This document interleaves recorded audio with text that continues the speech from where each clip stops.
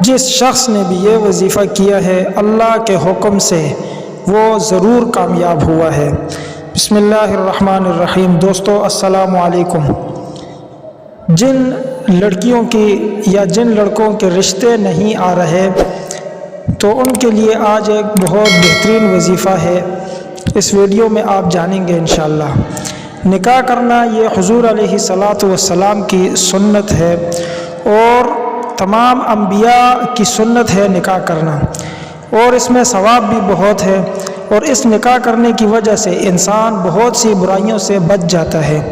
اور بے نکاح لوگوں کے عبادت کا اتنا ثواب نہیں ملتا جتنا نکاح کر کے انسان عبادت کرے تو اس کا ثواب ملتا ہے۔ یقیناً نکاح سے دل صاف ہوتے ہیں، نکاح سے ایمان کامل ہو جاتا ہے۔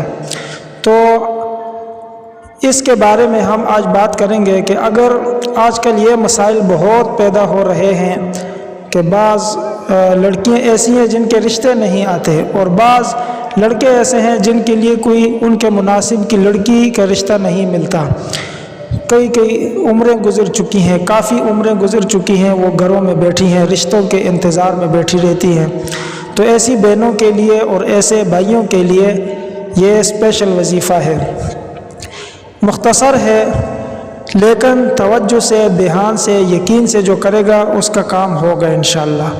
وظیفہ یہ ہے کہ سورۃ الانعام جو قرآن مجید کے 8ویں پارے میں ہے، سورۃ الانعام، اس کو روزانہ 1 دفعہ پڑھنا ہے، اور پھر اس کو پانی پر دم کرنا ہے۔ روزانہ 1 دفعہ پڑھ کر پانی پر دم کرنا ہے، اور پھر اس پانی کو پینا ہے۔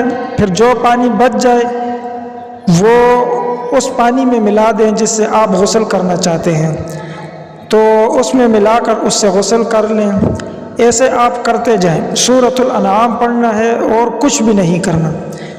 روزانہ 1 دفعہ یہ سورت پڑھ کر آپ نے پانی پہ پھونکنا ہے، اور وہ پانی خود پینا ہے، اور جس پانی سے آپ غسل کر رہی ہیں یا کر رہے ہیں اس میں ملا کر غسل کرنا ہے۔ انشاءاللہ آپ چند دن کریں گے، 40 دن کریں گے، 2 مہینے تک کریں گے، اللہ تعالیٰ آپ کے جوڑ کا بہترین رشتے کا بندوبست فرما دے گا۔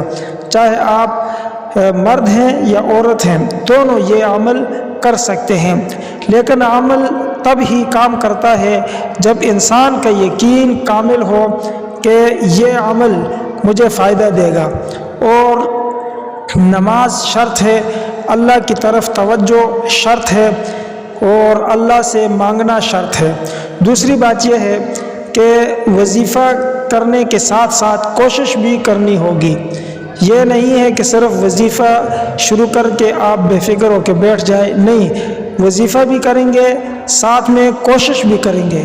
انشاءاللہ وہ کوشش جو ہے وہ کامیاب ہوگی، اور بہترین جوڑ کا رشتہ اللہ تعالیٰ عنایت فرما دیں گے۔